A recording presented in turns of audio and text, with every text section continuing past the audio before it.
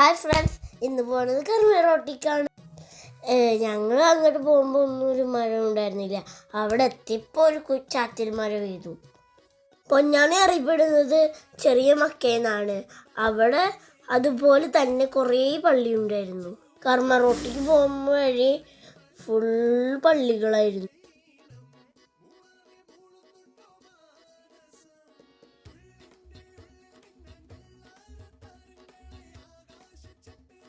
കർമ്മറോട്ടിൽ പണ്ടത്തെ പോലെ കുറേ ആൾക്കാരൊന്നുമില്ല.